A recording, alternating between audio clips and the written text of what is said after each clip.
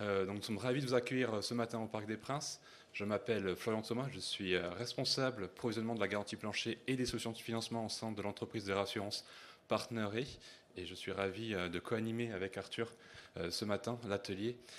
Alors, juste avant de commencer et d'aller plus loin dans les présentations, en fait, on va vous poser quelques questions. Un petit sondage. Alors, dans la salle déjà, est-ce qu'il y a des éditeurs de logiciels ? Est-ce qu'il y a des utilisateurs de logiciels sous licence ? Ah, c'est très très intéressant comme présentation. Est-ce qu'il y a des membres un régulateur ? Bon, tant pis. On ne peut pas tout savoir. Bon alors, intéressant Arthur, je te laisse la suite. Ouais. Donc bonjour à tous. Donc pour ma part, c'est Arthur Maillard. Je suis responsable de l'innovation au sein du cabinet d'Etralytics. Je donne juste un élément supplémentaire concernant mon parcours. Donc au tout début de ma carrière, j'ai commencé par faire une thèse CIFRE qui portait sur le machine learning interprétable. Et donc à l'occasion de cette thèse, j'ai énormément pratiqué les langages R et Python. Et je me suis beaucoup familiarisé avec les techniques de développement et les outils inhérents, c'est-à-dire Git pour le versionnement de code, Docker pour la mise en production de modèles de machine learning et l'infrastructure, les environnements Linux si on veut. Donc l'atelier qu'on vous présente aujourd'hui, c'est notre retour d'expérience sur la migration d'un outil de projection de cash flow stochastique dans un outil open source, c'est-à-dire qu'on va le recoder à partir de zéro, ou presque. Il faut que tu remettes juste le plan. Donc l'atelier se décompose de la manière suivante. On va d'abord vous présenter le contexte, donc contexte marché avec la tendance de fond. Et Florian vous fera un focus sur le contexte interne et ce qui l'a poussé à franchir le pas pour le projet de migration. Ensuite, on fera un focus sur le processus de production. En fait, on a extrait le sous-morceau de la chaîne de production dans lequel s'insère ce projet de migration. Et d'ores et déjà, vous verrez qu'il y a un intérêt opérationnel à le faire. Ensuite, on rentrera vraiment dans le cœur du sujet. On vous présentera les différents axes d'analyse, les différentes variables selon lesquelles on a comparé l'approche avec un progiciel versus une approche interne basée sur un outil libre type R ou Python. Enfin, ici, on a utilisé R pour ne rien vous cacher, mais ce n'est pas un choix figé dans le marbre. Florian va expliquer pourquoi on a fait ce choix. Donc les axes d'analyse qu'on va détailler, ce sera le temps calcul, par exemple, le coût de la solution, la gouvernance qui peut être mise en place, l'empreinte carbone et quelques autres axes qu'on détaillera au fur et à mesure. On fera une analyse variable par variable, puis ensuite on fera un bilan synthétique où on met tout mis bout à bout pour que vous ayez une vue globale. Et on finira en donnant quelques perspectives post-migration. Donc le contexte marché, ça fait quelques années maintenant qu'on constate auprès des assureurs et des réassureurs qu'il y a une tendance de fond, en tout cas pour la migration, où se poser la question, est-ce qu'on migre un progiciel vers un outil open source. C'est-à-dire, est-ce qu'on recode à partir de zéro certains logiciels de projection. Et donc, on a essayé de synthétiser ici tous les points qui sont mis en avant par les assureurs et les réassureurs avec qui on a été en contact et les questions qu'ils se posent. Donc, un des premiers points qui revient extrêmement souvent, c'est la très forte dépendance à un seul éditeur. Donc, je pense que ce point est assez évident. Étant donné que les sources de l'outil sont fermées, on passe uniquement par un éditeur et c'est un peu lui qui va faire la pluie et le beau temps sur les évolutions de l'outil, sur la maintenance, sur les tarifs, etc. Donc on est entre guillemets lié à cet éditeur pour le meilleur et pour le pire.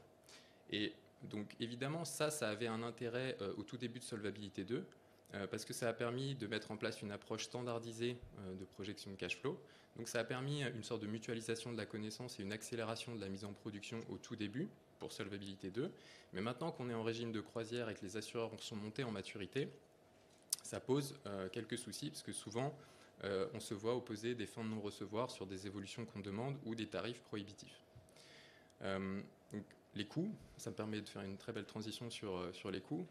Donc ces outils-là vont avoir des coûts liés aux licences annuelles par utilisateur, par groupe d'utilisateurs et parfois, comme c'est le cas pour Partner, des coûts par run.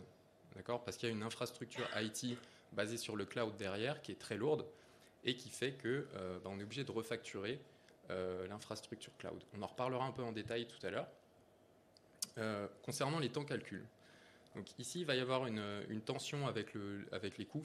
C'est-à-dire, je vais expliquer pourquoi les deux sont intrinsèquement liés. Donc, le temps calcul, à la base, ces outils-là, comme je le disais, ont une approche standardisée, donc qui s'applique à N assureurs. On ne peut pas être optimal sur tous les assureurs en ayant une seule et unique approche. Ça me paraît assez clair. Donc, ces outils ne sont pas particulièrement optimisés dans tous les cas. Et le moyen qu'ont trouvé les éditeurs pour optimiser le temps calcul, c'est de mettre des plus grosses machines en parallélisant. Lorsque le calcul est parallélisable, on met un plus gros parc de machines, plus puissantes, et ça nous permet de réduire le temps calcul, ce qui était le cas pour PartnerRe. En contrepartie, évidemment, ça fait augmenter la facture et la facture énergétique et l'empreinte carbone aussi, au passage. Concernant l'audit et la réplicabilité, ces progiciels, en fait, n'encouragent pas les très bonnes pratiques IT, donc de gestion de versions. C'est souvent en fait des solutions internes qui permettent entre guillemets de partiellement versionner le code ou d'avoir une sorte de comparaison entre deux modèles, mais ça n'encourage pas particulièrement les mêmes principes de gouvernance que Florian présentera par la suite, où on a une branche de développement qui est protégée, sur laquelle en fait on peut introduire un workflow qui permet à un développeur extérieur d'auditer le code et de faire des remarques avant que ce soit fusionné avec la branche principale. D'accord ? Et on a moins cette idée de centralisation avec les progiciels. Donc ça favorise, entre guillemets, ça ne favorise pas plutôt des bonnes pratiques, et ça complexifie la réplicabilité des calculs qui sont déjà compliqués dans le futur. Évidemment, donc ça va aussi rendre le processus de production assez lourd. Comme je le disais, en fait, on a une approche standardisée. Donc ici, c'est le processus de production qui s'adapte en fait à l'outil, plutôt que l'outil qui s'adapte au processus de production. Ce sera plus clair quand Florian le présentera, mais lorsque j'ai développé l'outil pour Florian, en fait, moi, je me suis adapté aux contraintes de production, et c'est pas PartnerRe qui s'est adapté à mon outil. D'accord ? Ça, c'est un élément supplémentaire qui s'ajoute. Donc il y a une automatisation qui est évidemment extrêmement compliquée à mettre en œuvre, puisqu'on n'a pas d'API pour piloter ces progiciels. Donc ça complexifie aussi par rapport à l'automatisation. Supposons que trimestriellement ou annuellement, on veuille faire des analyses de mouvement ou des sensibilités un peu classiques. En fait, ça, on a du mal à l'automatiser avec un progiciel, alors que lorsqu'on a une solution interne, on peut complètement le faire puisqu'on définit tout, on a la main sur l'architecture. Donc en termes de ressources humaines aussi, c'est relativement compliqué, vu qu'on passe par un seul et unique cabinet, que la connaissance n'est pas diffusée dans les écoles d'actuariat, qu'on n'a pas de MOOC particulier pour s'auto-former, comme on a en R et Python.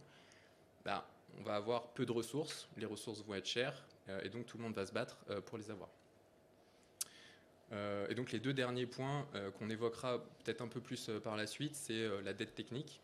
Donc ça, je définirai par la suite ce que c'est, mais donc ces progiciels augmentent, de par leur gestion, disons un peu délicate, encouragent un peu la dette technique. Vas-y, je te laisse. Alors, qu'en est-il du contexte interne à l'entreprise ? Alors, de notre côté, en fait, on a eu plusieurs éléments qui se sont, on va dire, qui ont été dans le même sens, qui ont été en synergie. Alors, tout d'abord, on a un contexte, comme Arthur l'a justement introduit, qui est un contexte, on va dire, de l'évolution du métier et des normes, tout simplement. Alors, une innovation au niveau des produits, surtout qu'en tant que réassureur, on s'adapte, on fait des solutions sur mesure par rapport à nos clients. Donc, on a aussi une évolution de la demande de nos clients que l'on doit traduire dans nos outils de valorisation. On a également une mutation réglementaire. Alors je pense que tout le monde a entendu parler d'une norme avec un chiffre à la fin, ou de deux normes avec des chiffres à la fin. Et puis non, en fait, étant donné que nous sommes internationaux, nous avons également des normes USGAP qui ont été en évolution, puis d'autres normes internationales. Donc tout ça, en fait que nous sommes amenés à vraiment côtoyer, à interagir avec le développement des outils qu'on utilise au quotidien. Et puis, évidemment, on est dans un monde où tout doit aller plus vite, plus fort, plus juste. Bon. Du coup, toujours en train de se remettre en question pour savoir comment on peut améliorer nos systèmes, comment on peut répondre aux exigences à la fois de reporting et de management. Alors, on a eu un petit effet ciseau, en l'occurrence sur nos outils actuels, puisque, comme Arthur l'a présenté sur les calculs qui utilisent des éléments techniques externes, comme des solutions cloud, en fait, on est sur un produit qui est très demandeur en temps de calcul, en capacité de calcul, et du coup qui induit des coûts significatifs. Je ne vais peut-être pas les rappeler puisque Arthur les a justement évoqués.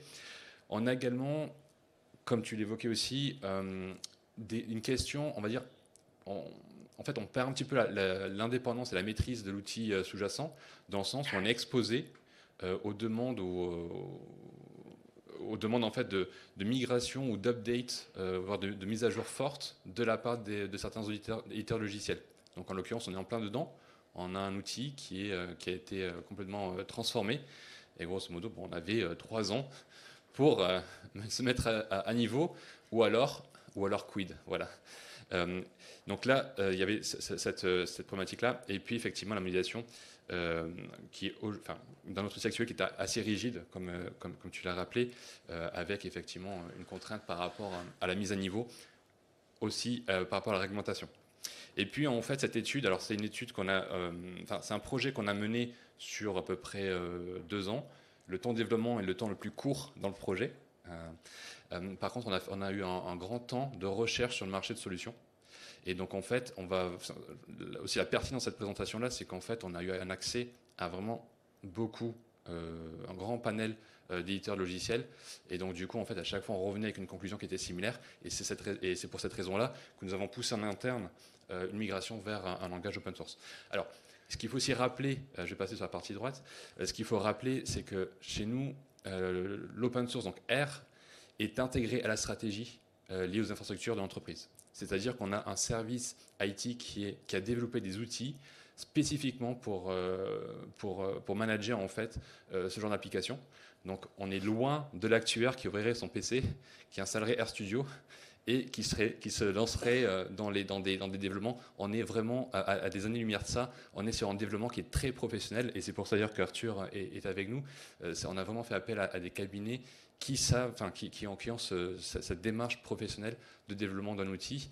Donc on parle de R, oui, mais encore une fois avec un aspect industrialisation et gouvernance forte, puisque étant donné que nous reportons en US GAAP, on est soumis au contrôle SOX. Pour ceux qui y sont soumis, je pense qu'ils peuvent apprécier toute l'exigence en termes de gouvernance et de contrôle.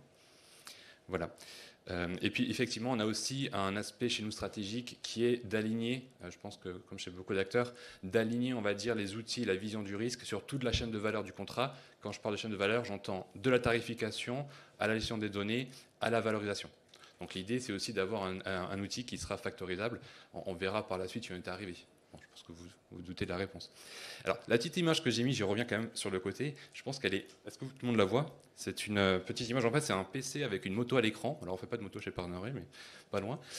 Et puis, juste à côté, en fait, il y a la moto qui est en train d'être conçue. Alors, pourquoi cette image? Parce qu'en fait, c'est notre exigence. C'est-à-dire qu'en fait, on souhaite pouvoir développer très rapidement de nouveaux produits et les mettre en œuvre avec la meilleure précision possible, quasiment, avec un temps réduit. Donc ça s'inscrit vraiment dans cette logique en fait, de besoin de transformation, et c'est pour ça qu'on a eu un besoin de modernisation de nos outils. Alors, le processus de production, pour rappeler un petit peu les principes dans lesquels s'inscrit ce projet. Alors, ce que vous voyez au-dessus, c'est l'état existant du processus. Donc, on reçoit des données de la part de nos clients. Ces données, on va les traiter. En général, en plus, on a un retard de données par rapport à la date de clôture ou de reporting. Donc, en fait, on va devoir ce qu'on appelle les vieillir. On va les agréger en groupes homogènes de contrats. Et puis ensuite, on a le processus en violet, qui est notre processus de valorisation ou de reporting, avec des calculs au niveau police, tête à tête. On est en réassurance, donc on a aussi des flux qui sont calculés au niveau de traité, et puis des outils d'analyse. Alors, comme vous pouvez le voir, on a 3 couleurs différentes, parce qu'on a 3 processus différents, et même au sein des processus en violet, on voit qu'on a un outil propriétaire, et puis 2 outils qui sont déjà en R. Alors, quand on voit ça, on se dit, mon vieillissement de données, qu'est-ce que je fais? Je projette. Quand je calcule des flux, qu'est-ce que je fais? Je projette. Alors déjà, pourquoi est-ce que les deux ne seraient pas alignés? Qu'à cela ne tienne, ça fait partie du projet. Les outils en violet, ce sont en fait, on calcule des projections, soit au niveau assuré, soit au niveau traité. Là aussi, pourquoi avoir 2 outils quand on peut factoriser? Qu'à cela ne tienne, en fait, on va utiliser toute la modularité qu'Arthur va présenter par la suite, donc je ne vais pas m'étendre dessus, mais toute la modularité de l'outil R pour justement créer un outil qui soit vraiment sur mesure pour nous et qui nous permette d'être le plus efficace possible. Vous remarquez aussi que quand on enlève des boîtes, on enlève des tâches opérationnelles, on gagne du temps, on revient à la problématique qu'on a énoncée tout à l'heure. Et puis donc, d'où la petite flèche sur le graphique en bas pour aussi aligner les outils entre eux. Donc en fait, on voit qu'on passe d'un patch d'outils à un nombre restreint d'outils qui peut être factorisé à différentes tâches. Alors, le dispositif du projet aussi est très important et c'est aussi ce qui a motivé notre changement. Je vais peut-être me décaler pour les gens qui sont à gauche. C'est aussi ce qui a motivé ce projet-là, parce que quand on a un outil, quand on migre sur un outil qui est simple, comme disait un grand philosophe à l'époque, tout ce qui se conçoit clairement s'énonce aisément. Donc, quand on migre sur un outil simple, le projet en lui-même est simplifié. Donc, par exemple, en général, quand on va, je vais un petit peu généraliser. S'il y a des questions par la suite, elles seront bienvenues. Mais dans les projets, on va dire, avec des éditeurs, en général, ça dépend effectivement de l'éditeur qu'on peut considérer évidemment, mais on a souvent des projets qui sont plutôt à grande taille. On a un nombre d'intervenants qui est plus important. On a souvent une équipe de développement qui est décentralisée par rapport au métier, c'est-à-dire que le métier, donc nous en tant que client, nous aurons une interface avec un commercial qui lui-même fera le relais avec une équipe de développement par la suite. Donc on peut s'imaginer que plus il y a de monde, plus il y a de communication, plus il y a de transfert, d'informations. Et puis l'information, on sait bien, c'est un peu comme un tuyau qui ferait un peu de goutte à goutte à un moment donné. S'il est trop long, à la fin, on ne récupère pas toute l'eau qu'on a mise au début. C'est pareil avec l'information, c'est-à-dire qu'à la fin, peut-être que le message qui arrive au développeur n'est pas exactement celui qui est parti du métier. D'un point de vue de ressources internes, c'est un projet qu'on a réussi à maintenir avec une seule ressource de notre côté. Pareil pour l'éditeur. Donc là aussi, pareil, ça n'implique pas de ressources vraiment, une mobilisation drastique de notre côté. Côté consultant, en fait, ça va dépendre évidemment de l'ampleur du projet, quoique le nôtre est quand même assez complexe, puisqu'on est sur un outil qui est sur un produit qui est vraiment très sensible et qui est très complexe à modéliser. Donc en fait, on a quand même réussi à maintenir avec un seul consultant qui est Arthur aujourd'hui. La durée du projet, alors ça, c'est quelque chose qui est aussi très intéressant de voir. En fonction de l'éditeur, j'ai mis 70 jours plus parce que je n'ai pas voulu être trop challengeant. On a donc c'est allé de 70 jours effectivement à 2026, ce qu'on appelle and beyond, pour reprendre les termes exacts. Donc voilà, je vous laisse imaginer notre état d'esprit quand on a ce retour. Voilà. Alors qu'avec un projet à taille plus humaine, on a une meilleure maîtrise du développement. Le coût, évidemment, mécaniquement, se trouve impacté. Et puis, le retour sur investissement. Le retour sur investissement, là, il est calculé par rapport à ce qui est budgété actuellement par rapport aux outils qu'on utilise. Avec une migration pro logiciel, quid? Parce que quid, est-ce que l'outil peut être vraiment amorti par rapport déjà à notre budget? En général, ils ont tendance à coûter plus cher. Alors qu'avec ce type d'approche-là, en fait, on se rend compte que c'est quelque chose qu'on peut amortir très vite. Donc en fait, c'est vraiment un projet à taille humaine avec un effet de levier opérationnel et financier qui est vraiment très important. Et je reviens sur l'image pour clôturer cette slide qui est ici. En fait, tout l'objet, finalement, c'est de trouver la bonne ressource au bon endroit dans le process pour développer.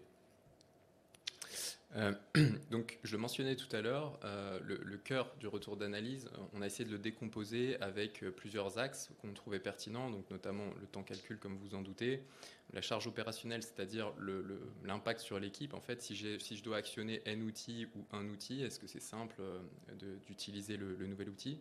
Le coût des solutions, ici, c'est par opposition au coût de l'implémentation, entre guillemets. Ici, on parle de coût récurrent dans le coût de la solution, combien ça va coûter à terme. Donc la gouvernance qu'on a pu mettre en place, donc Florian vous expliquera un petit peu.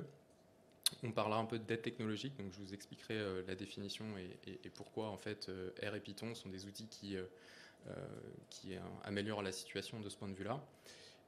Ressources humaines et empreinte carbone, je pense que vous vous doutez de ce que c'est. Donc pour le temps calcul, donc le cahier des charges de Florian, quand il m'a accueilli gentiment chez Partner, c'était on a un projet. Je ne t'ai pas mis la pression du tout. Non. Il m'a dit, voilà, on a un outil qu'on souhaite migrer et ton objectif, c'est de faire au minimum le même temps calcul que cet outil, voire mieux. Donc, à partir de ce moment-là, j'ai commencé à analyser tout ce qui était à projeter. Donc, la première étape pour moi, ça a été réellement de comprendre les enjeux, comprendre comment les variables interagissaient entre elles, quelles étaient les interactions. J'ai pris aussi beaucoup d'input de Florian, parce que j'avais besoin de comprendre ce que lui voulait qu'on fasse de cet outil, et donc quelles allaient être les contraintes futures. Et donc j'ai créé l'architecture de l'outil, en pensant flexibilité, développement futur, et en pensant déjà en amont les éléments de parallélisation, d'accord, d'essayer de faire des morceaux qui sont indépendants le plus entre eux pour pouvoir paralléliser au mieux et tirer le meilleur parti. Une fois cette phase d'architecture terminée, commence la phase réellement d'implémentation, où là, on met en place toutes les bonnes pratiques qu'on peut avoir sur R.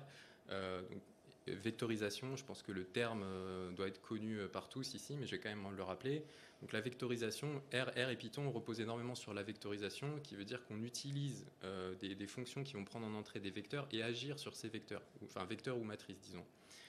Par exemple, vous appliquez la fonction somme de R, non pas en faisant une boucle déclarée dans R qui itère sur des éléments, mais vous appliquez somme à un vecteur. Et donc ça va plus vite parce que la routine interne qui est appelée, c'est une routine qui tourne à la vitesse de C++.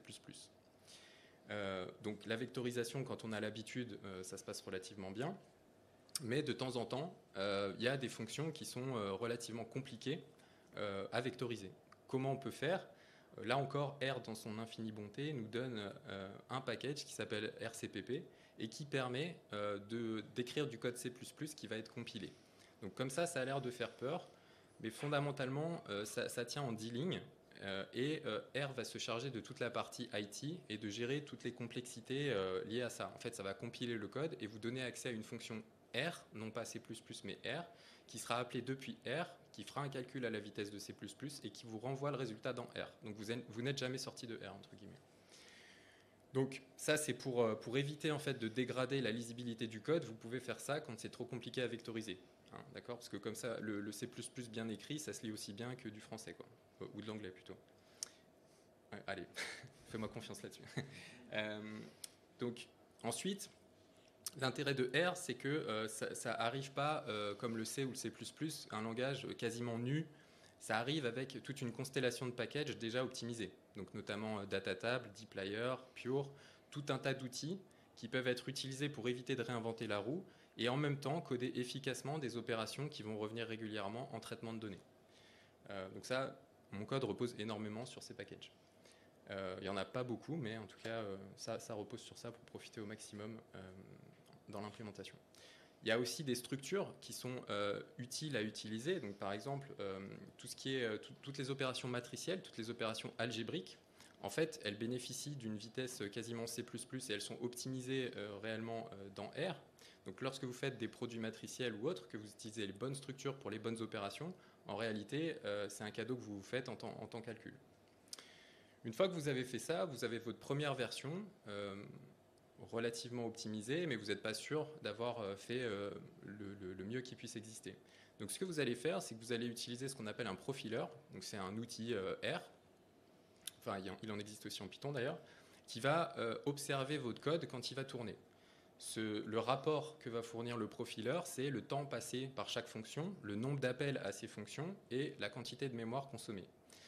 Avec ce rapport, en fait, vous êtes capable de voir les fonctions les plus consommatrices en temps et c'est sur celle-ci que vous allez travailler en premier. Évidemment, ça ne sert à rien de s'attaquer à une fonction qui prend 1 minute à tourner sur 1h20 quand vous avez une fonction qui passe 50 minutes à faire des calculs. Donc ça vous dit où pointer votre regard. Et ensuite, vous pouvez utiliser des outils qu'on appelle de micro-benchmark qui vous permettent d'écrire plusieurs versions d'une même fonction et de regarder les gains significatifs ou pas que vous faites à chaque fois que vous créez une nouvelle version. Donc là, à ce stade-là, vous avez mis en place toutes les bonnes pratiques pour optimiser votre calcul sur un processus. Une fois que vous avez optimisé votre calcul sur un processus et une fois seulement que vous avez fait ça, alors vous pouvez paralléliser, c'est-à-dire utiliser l'accélération matérielle. Donc là, vous vous basez en fait sur les ressources de votre serveur. Et donc ici, on a utilisé la librairie Future de R qui permet de paralléliser relativement simplement. Et je vous mets le graphique du temps calcul en fonction du nombre de processus utilisés. Donc la version optimisée de mon code sur un cœur, elle tourne en 90 minutes pour un best estimate. Et on voit que rapidement, le temps décroît. Évidemment, plus on ajoute de processus, plus on va diviser le temps de calcul. Et on sent que rapidement, au bout de 4 à 6 processus en parallèle, on atteint à peu près les 15 minutes. Et on voit qu'il y a une convexité, et cette convexité, elle va être intéressante pour la suite. Est-ce que tu peux passer au... Ouais, merci. Donc, ici, je vous présente les temps, deux tableaux. Le premier, c'est le temps de production des runs trimestriels, et le second, c'est le temps passé pour l'analyse de mouvement. D'accord ? Donc, on a des best estimates à produire. Donc on a un temps unitaire par best estimate et on le multiplie tout simplement par le temps passé pour un best estimate. Alors, rien de compliqué. La ligne numéro 1 de chaque tableau qui est en gris, c'est le temps de référence du progiciel. D'accord ? Le progiciel, ses caractéristiques techniques, c'est qu'il a 1024 cœurs pour tourner et 7600 Go de RAM. Okay ? C'est monstrueux. Le temps passé par cet outil pour faire une production réglementaire, c'est 320 minutes.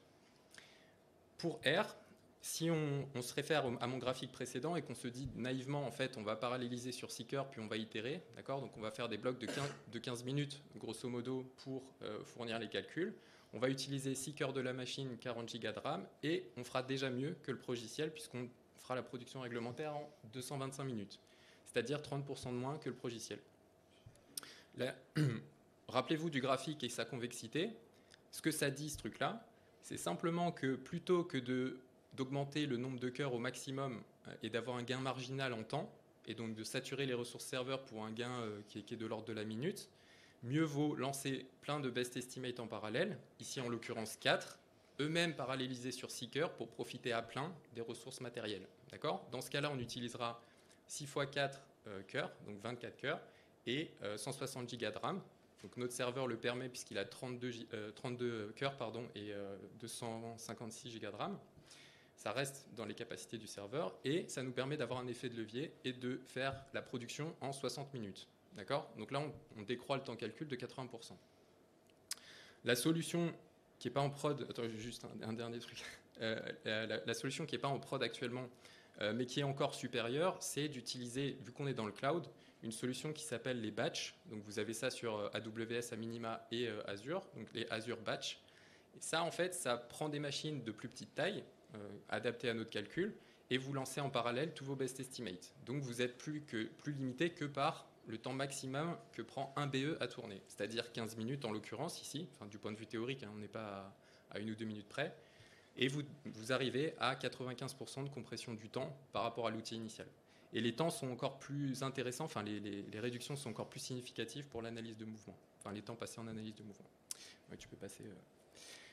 Donc tout ça, d'une part, ça a des impacts significatifs en temps calcul, et aussi pour l'équipe, mais en particulier aussi sur l'empreinte carbone.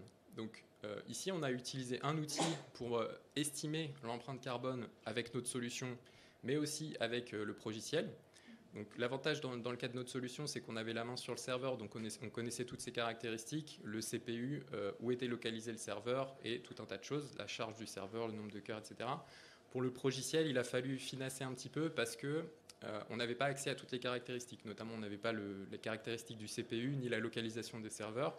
Donc, on a créé en fait 2 estimations, une minimum et une maximum.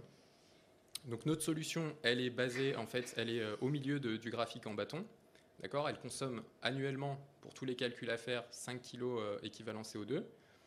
Et on voit que le progiciel, dans sa version minimale, c'est-à-dire qu'il y a peu de chances d'arriver, parce qu'à mon avis, les serveurs ne sont pas basés en Suisse et ce n'est pas le plus petit des CPU qui est utilisé, il est déjà à 20 kg équivalent CO2. Ce qui veut dire qu'on est déjà 4 fois plus efficace de ce point de vue-là. Et le dernier petit point, le petit clin d'œil à la durabilité, si on veut, c'est qu'on a essayé de voir le gain qu'on pourrait obtenir en basant les serveurs en France ou en Suisse, ce qui serait le top.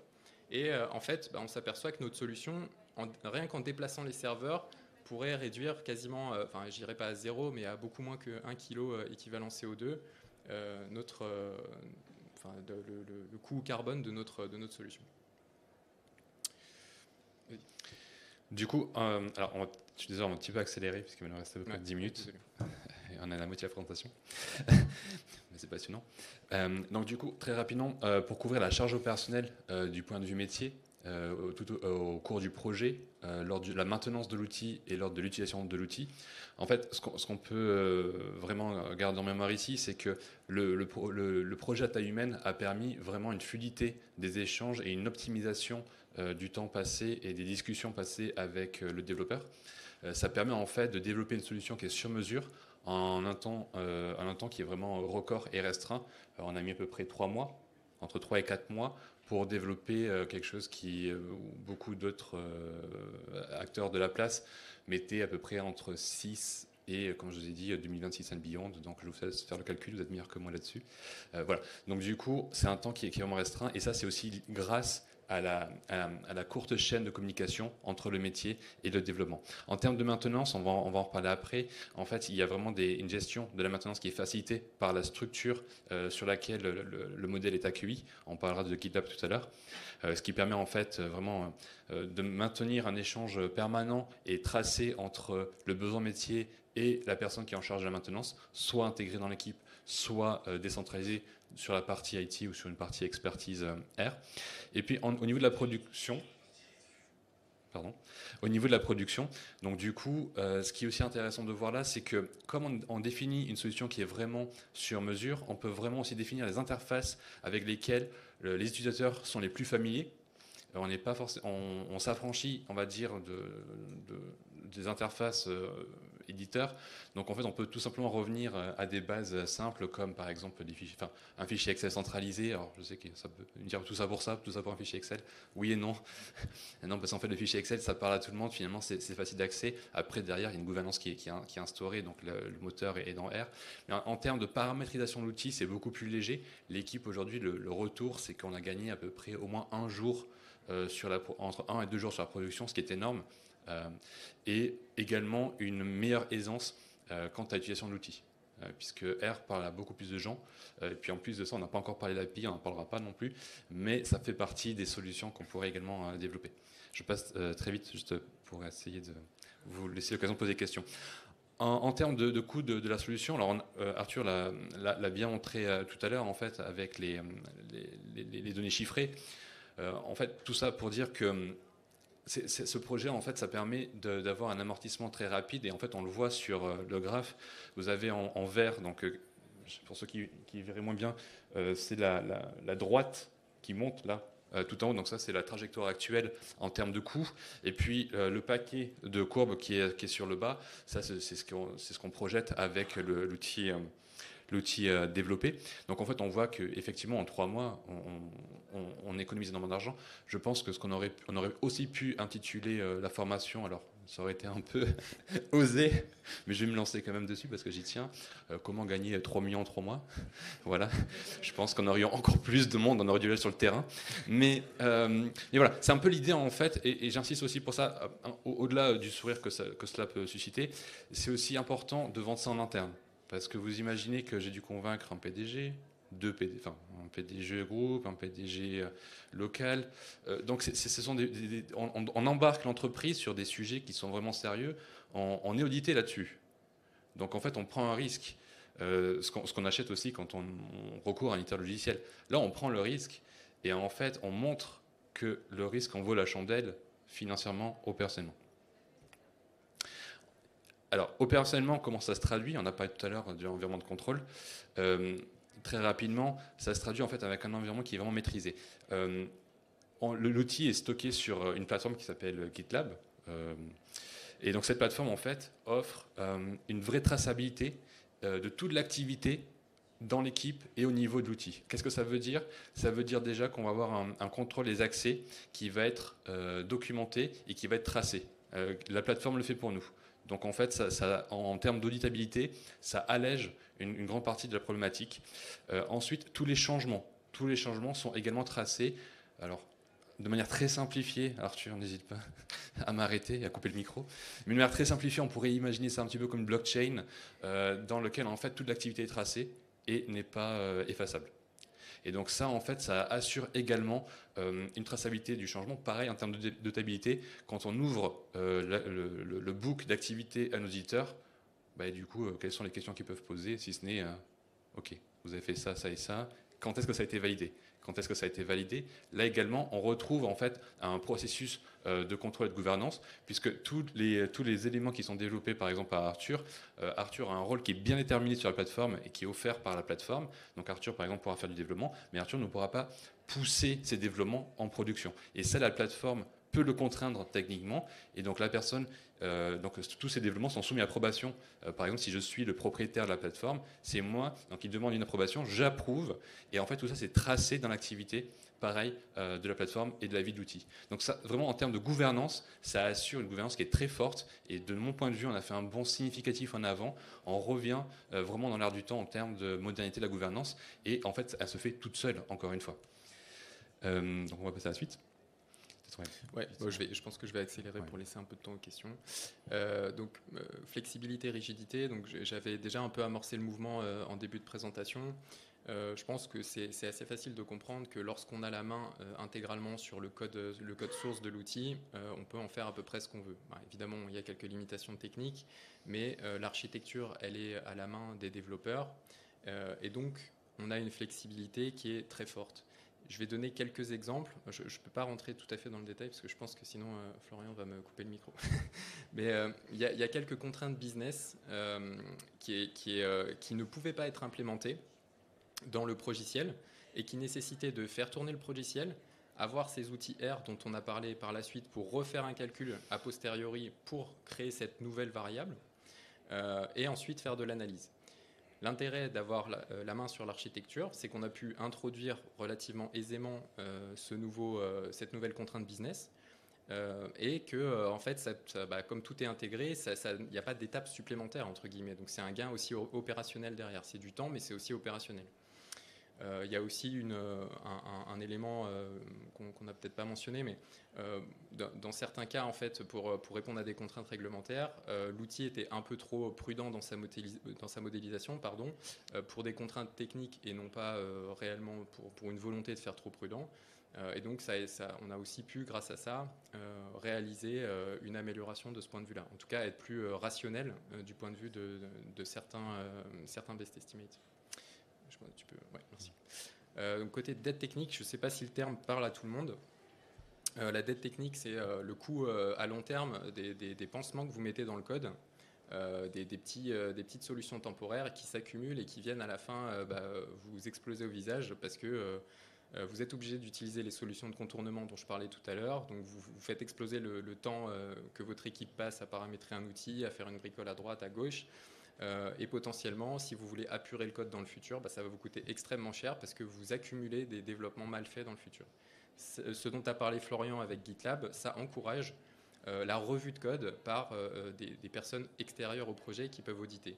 Moi-même, j'ai été audité, mon code a été audité par Federico, que vous ne connaissez pas, mais qui est un gars charmant, et qui a une expertise dans le développement R, et qui m'a en fait une revue complète de mon code et qui pointait certains éléments qui auraient pu être améliorés et donc que j'ai amélioré par la suite. Et tout ça a été traqué. Et donc, on sera amené à le refaire en fait à chaque modification majeure qui doit rentrer en production. En fait, on peut avoir cette possibilité de faire revoir le code par des gens compétents en développement. Vas-y, passe, puis je pense que tu peux sauter celui-là.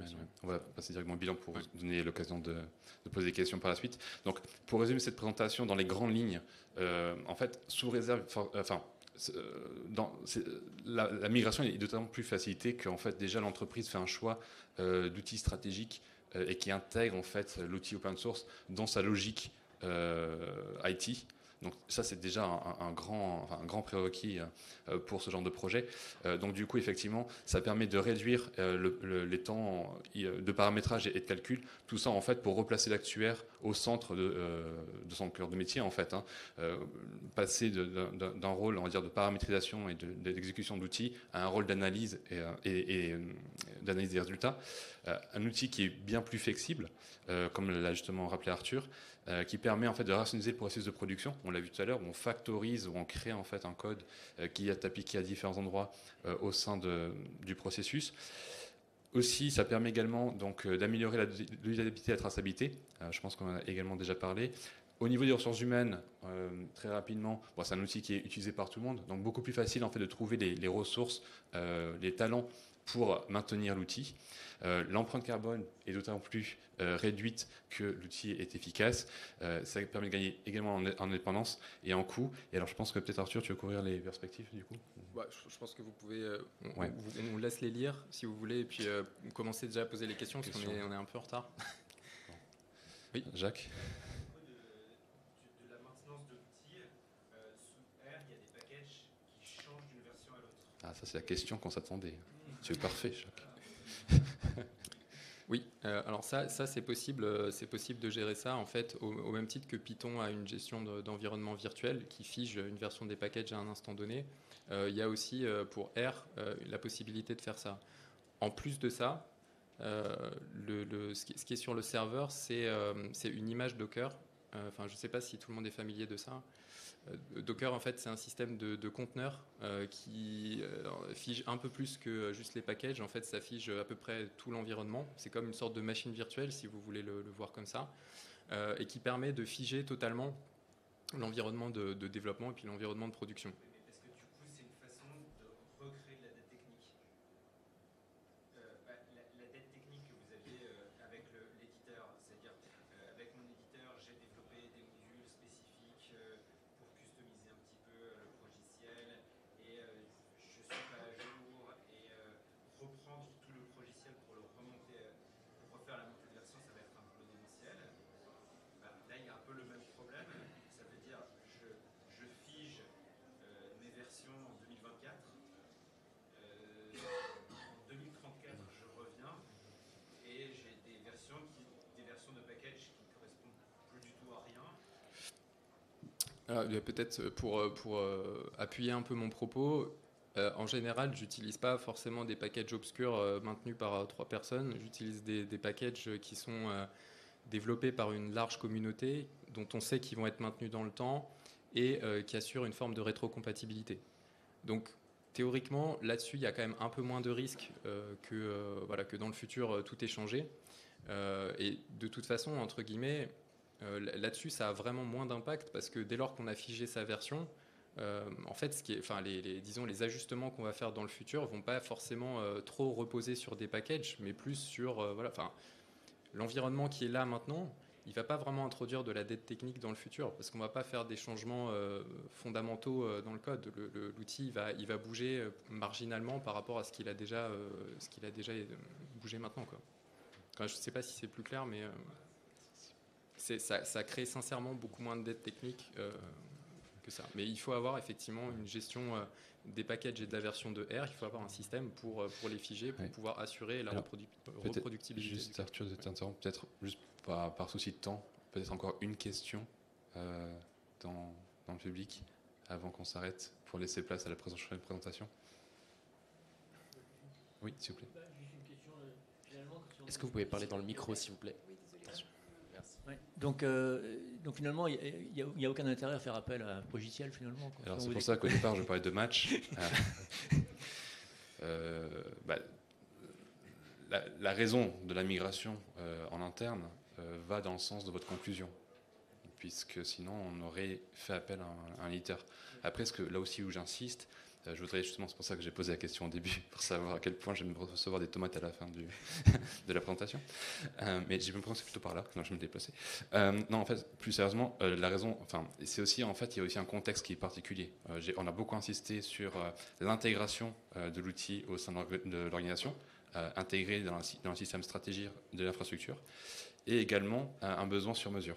Donc peut-être que notre besoin peut être différent du besoin d'autres acteurs du marché qui ont besoin d'outils plus généralistes, on va dire, et qui s'adaptent et qui sont plus formalisés.